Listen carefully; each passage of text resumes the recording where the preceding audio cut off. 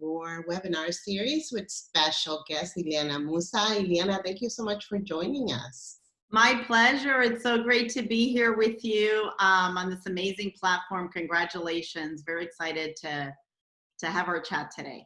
Yay. So I think the topic for today is about leadership and leadership in this particular trying times, right?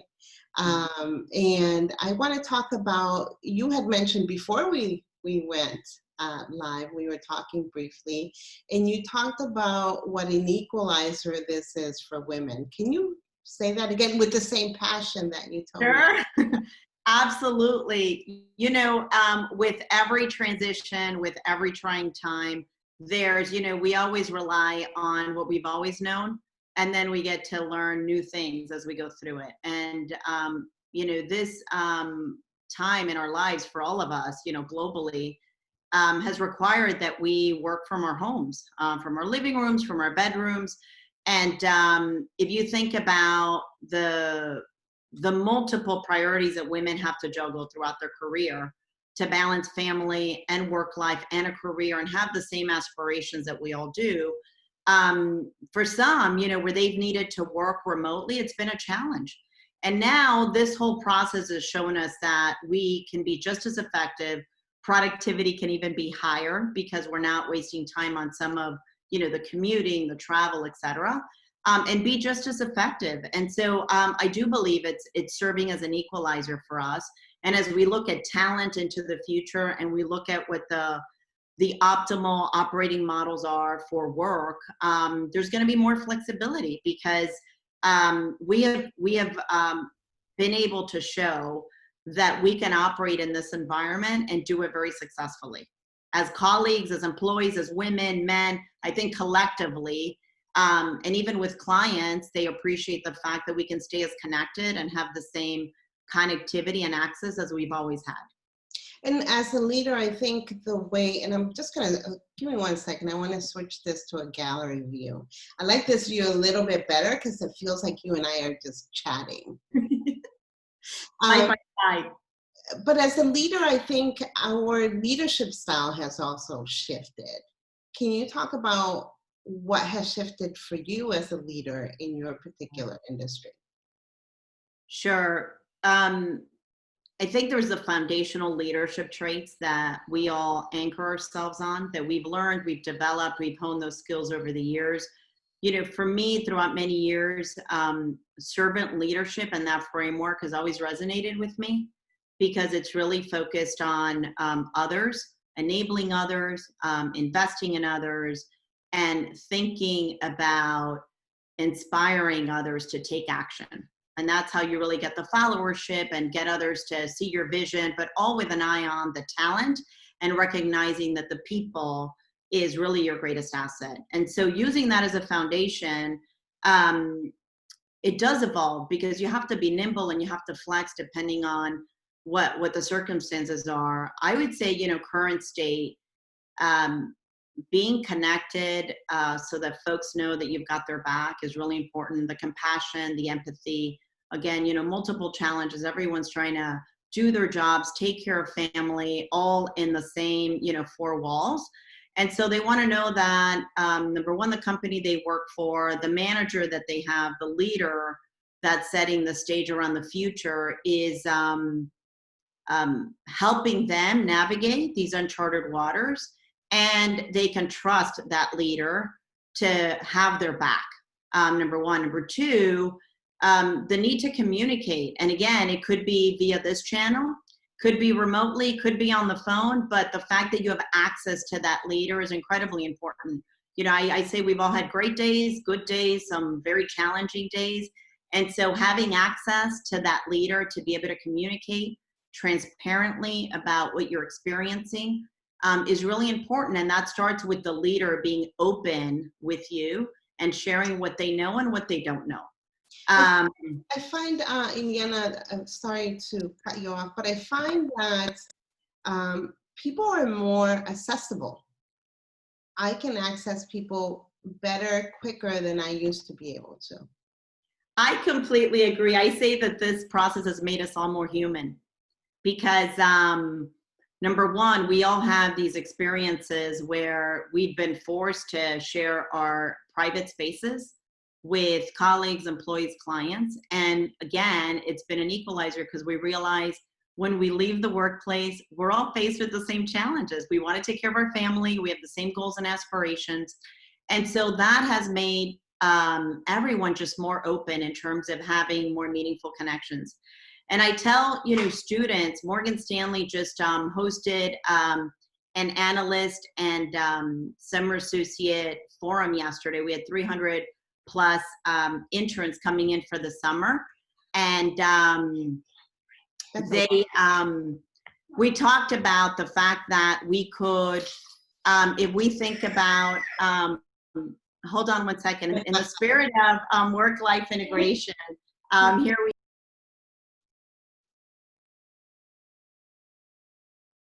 And this happens to all of us. My son the other day came out.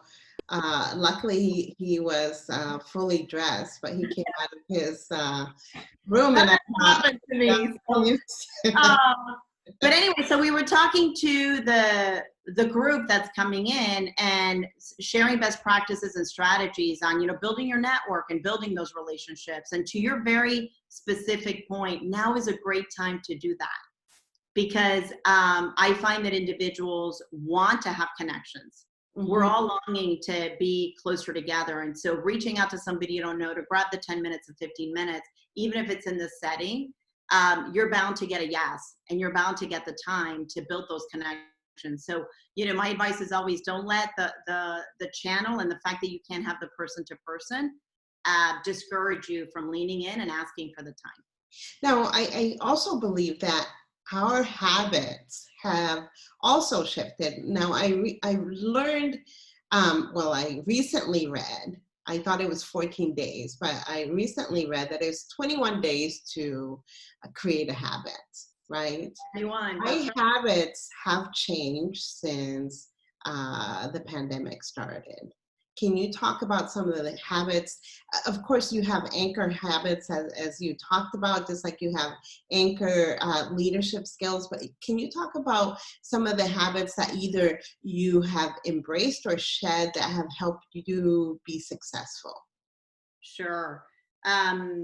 It's funny because times like this, you rely on your, what I call the reservoir, in terms of, all of that momentum, energy, positivity that you invest in, that you collect, that you reserve, so that during trying times you can lean in and tap that reserve that you have to be able to continue to stay in your right mindset. Because I always say every day when you wake up, you've got to bring your A game on, and it all starts with your mindset. And so for me, I really honed in on this whole positive intentionality, which is, and it always starts with thoughts. I don't know if you saw Iron Lady, but the story there around Margaret Thatcher, and just when, later years, she's having a conversation about, the doctor's asking her, how are you feeling? And she says, it's not about feeling, it's about thoughts, because your thoughts are going to impact your words are going to impact your actions are going to form your habits, and your habits become your destiny. And that resonated with me because I am a believer that it does start with thoughts. And so during times like this, I do affirmations.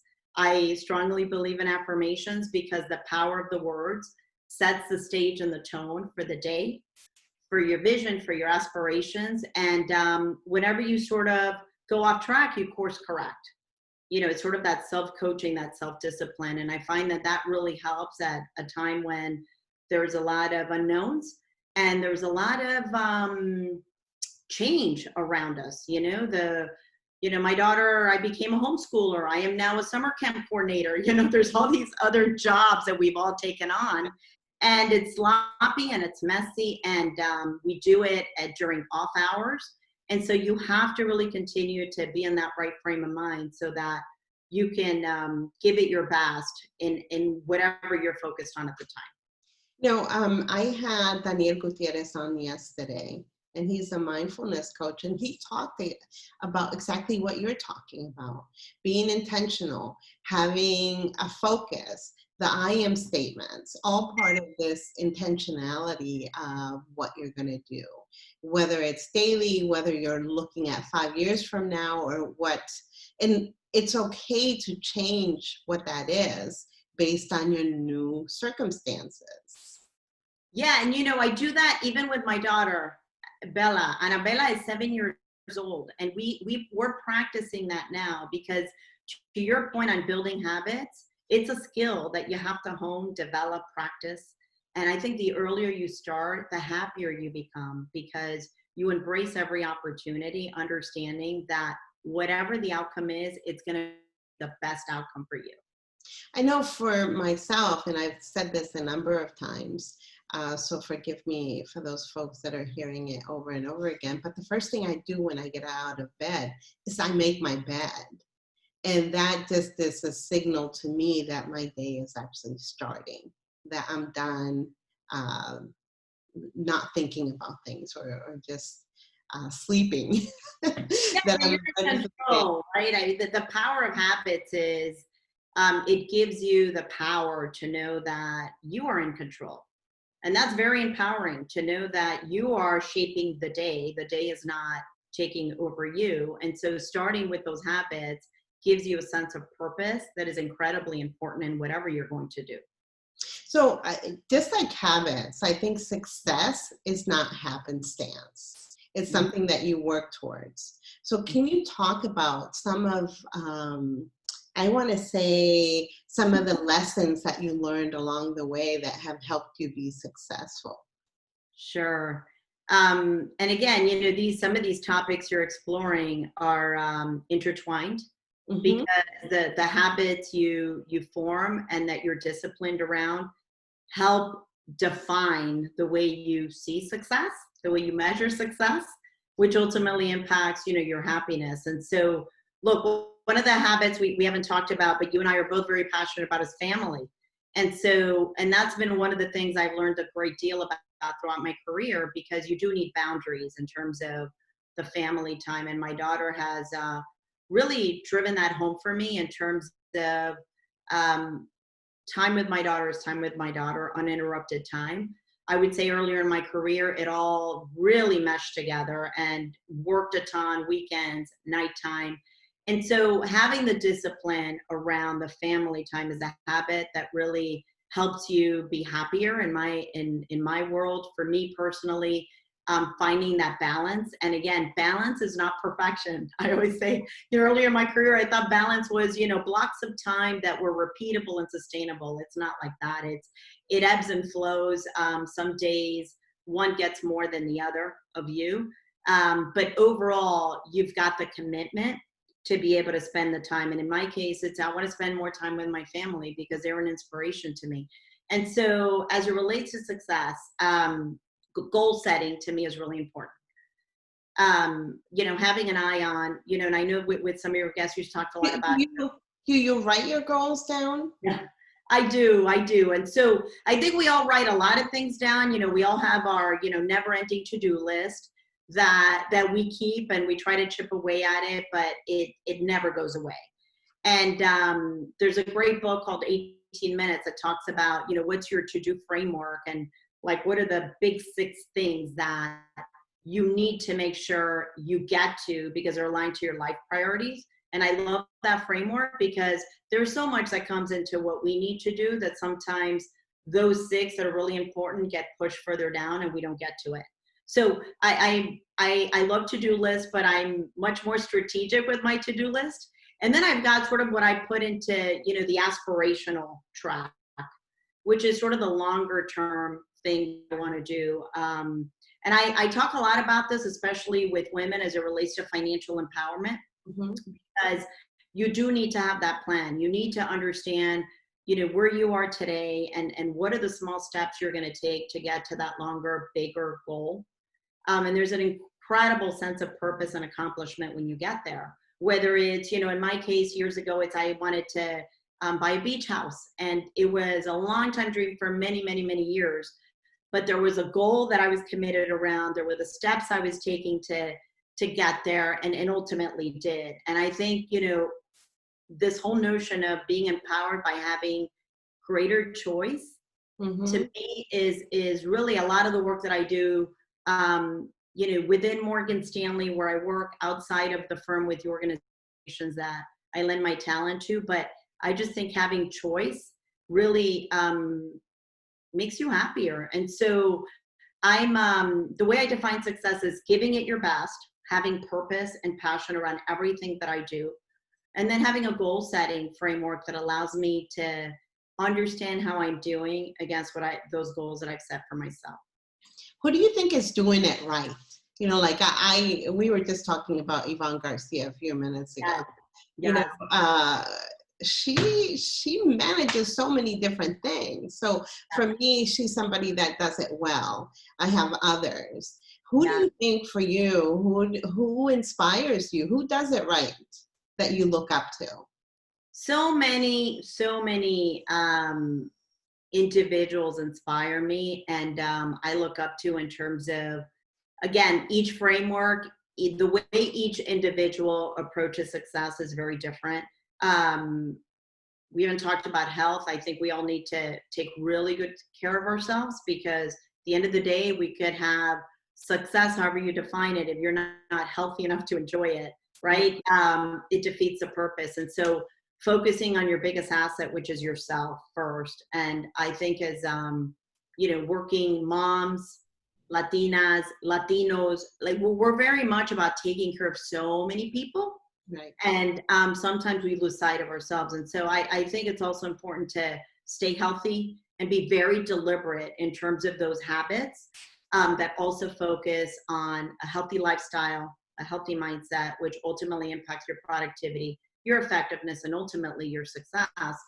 And so when I look around, I see a lot of folks that are very deliberate in the way that they are approaching their personal lives. And the interesting thing is that it's your neighbor. It's, sometimes I could talk about, Sonia Sotomayor, Chief Justice Sonia Sotomayor. I mean, she's an inspiration. I look at her life story, the way that she has really overcome so many challenges to achieve the success that she's had, while continuing to pay it forward, which to me is incredibly important.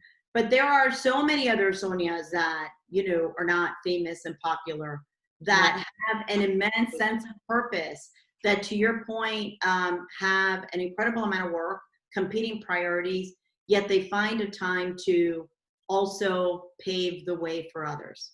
And to me, that's a key characteristic of success and inspiration. What, something that you talked about, which I completely agree with. There's so many things you talked about that I agree with. But this in particular, I think you have to be deliberate, and there's steps to take. So, for example, if one of your goals is to be healthier, it just doesn't happen overnight. You have to take one step and then the next. And that's just part of, you can't look at thinking that you're going to be where you want to be right this minute. You have to take a step forward. That's right. And it's small steps, because sometimes we wait to have the perfect plan, to have the best job.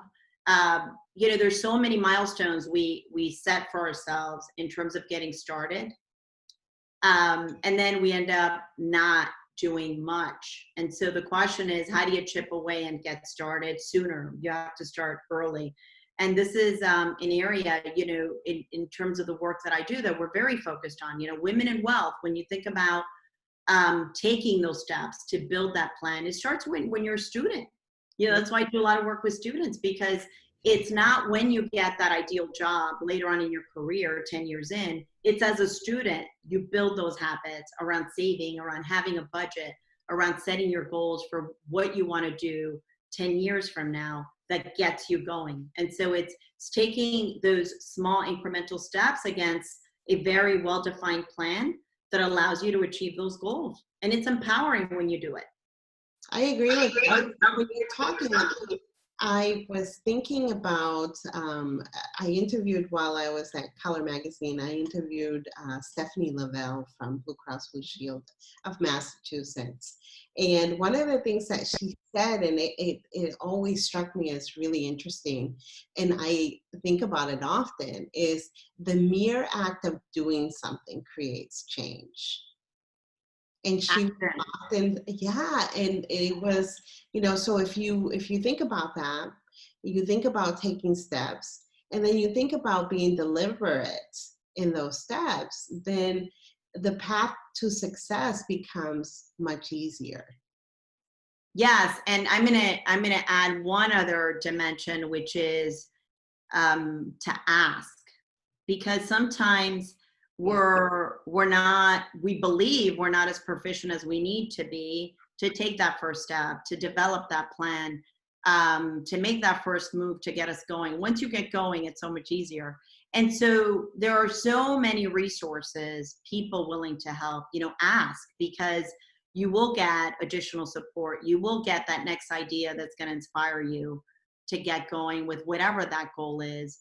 And that's 80% of it. But we have this amazing network of individuals we know, families, friends, colleagues, and too often we don't ask because, again, we get into our own heads and we think that we shouldn't, it's not the right time, we overanalyze the situation. I call it the what if scenario, what if syndrome. What Yes. if this happens? What if that? And then you end up not doing anything. And so lean in and ask. And then the other one is to take risks. It's you're better off taking that risk. You're going to learn from it. You're going to be better off as a result of it than not trying at all.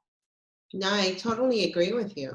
I think about all the successful women, and I'll say women, that I've met. All of them have been willing to take a risk, whether that has been personally or professionally. They've taken that step forward and said, you know what, I'm going to try it.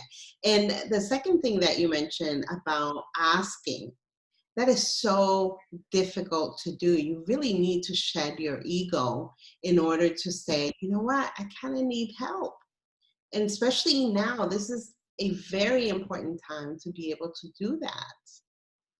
It is, and I had a gift growing up as a child. I grew up with a single mom until I met my dad when I was older, and I saw a woman that didn't bat an eye in terms of asking. So this was something that in our home became very natural. And even at a very young age, I was put on the phone to make calls, to ask for resources, ask for support. And as a young child, you're very uncomfortable doing it because you don't know the person you're going to talk to. It's a new skill. But my mom was incredibly deliberate at tapping the network. And I always kid around. You remember the yellow pages, which we don't use Yes. anymore. Yes. But the yellow pages in my house was my mother's Rolodex. And she would call anybody in the yellow pages in terms of anything that she needed to solve a problem. And I always saw her, she'd always say, no, ya lo tienes, so lean in and ask, because if you do nothing, the answer is no anyway. You might as well try. And so there was this philosophy of leaning in and going for it, knowing that eventually you're going to find the person that's willing to lend you a hand, that has that next idea for you, that gives you an opportunity to collaborate and innovate. And that was incredible. And so to your point, we need to do more of it. Yeah, I think part of it is letting go of some of the fear that you have, of maybe even humbling yourself to asking someone. And we do that, and particularly in our culture, the Latino culture, it's difficult to ask for help. So it took me a long time to learn how to say, I need guidance or I need help with this. And candidly, it's something I still struggle with, but I've gotten so much better. So much better. Yes, and I always say the best way to hone that skill is to do it when it doesn't matter, when it doesn't count, right? Same thing with negotiations, right? So the art of negotiating, and it's Yes. such an important skill to embrace early on when you're as a student. And so how do you do it when it doesn't matter? Negotiate over doing the dishes at home, or who's going to do the house chores, or the things that feel very comfortable. The stakes are not very high, right? Right. Because then you build that muscle to be able to then do it when it counts and when it matters. No, I totally agree with you. I think that also lends credence to this idea that networking you also do when you don't need anything from them. I personally don't enjoy getting emails that say, hey, I haven't talked to you for 3 years. However, can you introduce me to this person? Those are not enjoyable. However, if I get an email, hey, how are you doing? Just wanted to check in on you. And then maybe a week later, I saw that you're connected to this person. That makes it a lot easier. Do you agree with that? I do. And, the word networking sometimes is a little bit misleading because it feels very impersonal, and, it's almost a means to an end. But the opportunity, to your point, is to build relationships that allow you to build trust, and it's a two-way street. Early on, you think if you're reaching out to someone, it's to ask for something, Mhm. and you don't take enough time to think about that shared experience and what you could give back. And so it is really important. And I always say, do your research and figure out what's important to the individual you're trying to connect with, because that's where the shared experience comes in. And then when you need to tap that resource, they're there for you because you have a relationship. It's not Exactly. a contact in your Rolodex that you're just leaning in, because that feels so impersonal, right? The scenario you just described. And so, and look, now it's so much easier than it was many years ago with social media and all of these platforms that allow you to stay connected, right? Which I love it when I is hear from individuals that I've mentored in the past that, as they go through their career, they're keeping me apprised. If they hear about something with my organization, the work that I'm doing, they drop me a note. I mean, there's so many great ways to stay connected. I agree with you. I agree with you. But it does take, it feels like the thread of continuity during our conversation together has been this idea of taking steps, right? Yeah. And that it's not happenstance. It's this notion of preparing yourself, whether it's for leadership, for your goals, or for creating a strong network. It's communicating, but that in building relationships. Yes, and look, it comes more naturally to some than others. Years ago, I would, again, just be very thoughtful around building that plan. Who were the stakeholders I wanted to get to know? I would put them into my calendar. I would block the time. I would engage them very deliberately to build that discipline until it came naturally to me. And so it all depends, where you are on that journey. But there are tools to use to help you do it the right way, with the right frequency, as you mentioned. And then eventually you'll get into your groove. And then just once you have that network and those relationships, it becomes so much easier. I agree. Ileana, it was great speaking with you. I'm so Likewise. happy to hear that you're doing well, that you're such a powerful and great leader and an inspiration to so many of us, that it's really wonderful to see you. Thank you. And same to you. Congratulations. This is an amazing platform. And I've listened to so many of the leaders you've brought on, and you're inspiring so many. So thank you for doing it, and congratulations. Thank you so much, and we will talk soon. We will. Take care. Have a great day. Thank you.